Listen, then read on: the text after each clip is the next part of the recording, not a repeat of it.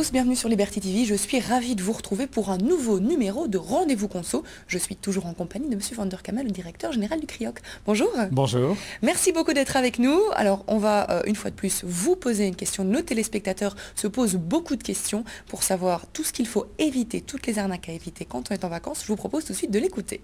Une nouvelle fois, l'équipe de Rendez-vous Conso a sélectionné un mail d'un téléspectateur ou d'une téléspectatrice qui nous a envoyé sa question conso via notre site web www.libertytv.com/tv. Il s'agit de Nicole qui habite à Liège, en Belgique, et qui nous dit que faire si notre passeport ou notre portefeuille est volé durant nos vacances. Que puis-je faire sur place? Vous aussi adressez-nous vos questions en vous connectant sur notre site internet.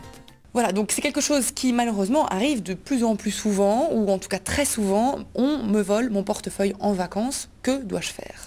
Mais il faut savoir se dire que quand on vole le portefeuille, on est souvent choqué ou décontenancé, on ne sait pas faire, on ne sait pas que faire comme victime, et c'est souvent la difficulté, c'est de ne pas réagir assez vite. Or, le temps, c'est fort important. Pourquoi? Parce que si on ne dépose pas plainte tout de suite, si on ne réagit pas tout de suite, on risque d'augmenter les risques. Un exemple, si vous avez une carte avec vous et que vous n'avez pas déposé plainte, on ne sait pas l'arrêter et d'autres personnes peuvent l'utiliser. Alors, c'est d'autant plus important que s'ils ont votre code secret, ils peuvent l'utiliser aussi. Donc, vous voyez déjà deux conseils à donner. On vous a pris une carte de crédit, de débit, Maestro, etc. D'abord, pas de code secret apparent. Et puis, surtout, tout de suite réagir, appeler votre banque ou le numéro qui permet de bloquer la carte. Ça, c'est vraiment essentiel. Même si on s'en rend compte quelques heures après, c'est toujours bien de le faire. Toujours, parce que dès le moment où vous l'avez signalé, la carte sera bloquée. Donc ça évitera que quelqu'un puisse continuer, puisque vous savez qu'il y a des retraits maximum par retrait et des retraits maximum par jour. Donc ça veut dire que même si on n'avait pas pu empêcher les deux premières heures, mais la troisième heure, c'est bloqué. Donc, alors, si on n'a pas de carte sur nous, mais qu'on n'a que du liquide et qu'on nous prend tout notre liquide, on n'a plus d'argent, on est un peu bloqué, on ne peut rien faire. Tout à fait. Alors, dans ce cas-là, ce qu'il faut, c'est essayer de trouver de l'argent. La première chose à faire, c'est qu'il y a plusieurs systèmes pour avoir de l'argent. Soit vous avez une assurance voyage, souvenez-vous, il y a quelque temps, on avait parlé des assurances voyage. Vous pouvez demander à votre assurance voyage de vous aider, de vous envoyer de l'argent. Dans le cas d'une assurance rapatriement, c'est tout à fait possible. La deuxième chose, c'est que si vous avez carte de crédit, c'est trouver votre banque, surtout si elle a une filiale à l'étranger, qui peut vous faire une avance, par exemple, sur la carte de crédit, etc. Et pour ça, j'imagine qu'il faut avoir des papiers officiels, il faut... Exactement. D'où l'astuce, c'est d'avoir les papiers, évidemment, que vous avez sauvegardés, photocopiés sur Internet, que vous êtes envoyés, vous avez scanné tout ça, et puis vous pouvez les imprimer, vous avez une preuve que vous êtes bien le propriétaire de cette carte, etc. D'où l'importance de ne jamais tout mettre au même endroit. Donc, pas tout mettre au même endroit, ou alors le laisser sur un site Internet qui vous permet d'avoir accès au cas où. C'est une sorte, je dirais, de coffre-fort virtuel permanent. Et puis, vous avez la possibilité aussi d'utiliser des services, par exemple le mandat postal, mais attention, ce n'est pas gratuit, donc il faudra payer pour les frais de transport, ou des services comme Western Union. Western Union, attention à une chose, c'est le code qui détermine la personne qui recevra l'argent. Autrement dit, si quelqu'un de votre famille décide de vous envoyer de l'argent via Western Union, il devra vous communiquer le code. Et c'est ce code qui va vous permettre de récupérer l'argent.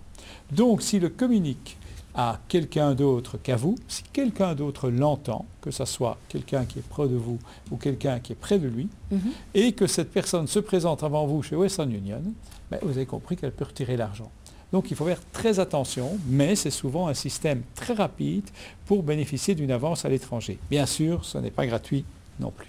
Alors en plus de faire tout ça pour bloquer la carte, pour essayer de se procurer de l'argent, il est toujours bien de porter plainte également.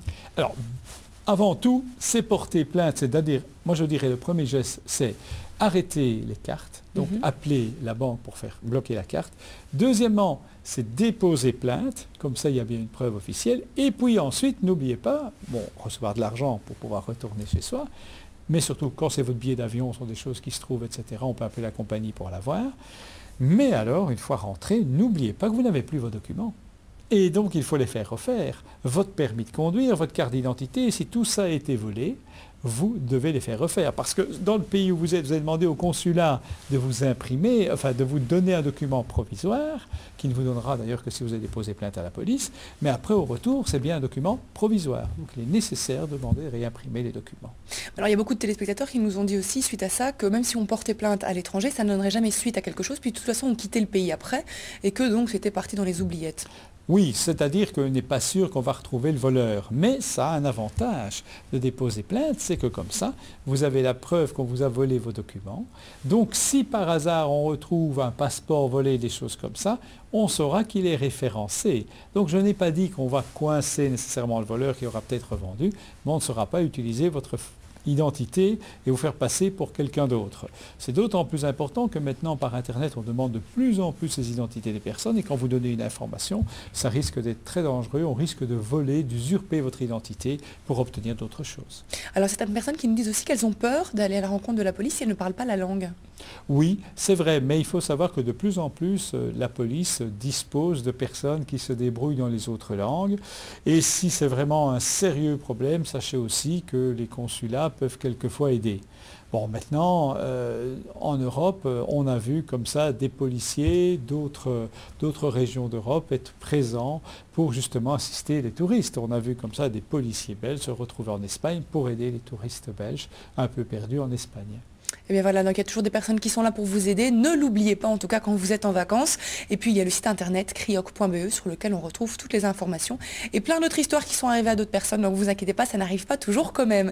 Merci beaucoup d'avoir été avec nous, Monsieur Vanderkamen. À très bientôt pour un autre numéro. À très bientôt. À très bientôt. Bonne suite de programmes sur Liberty TV.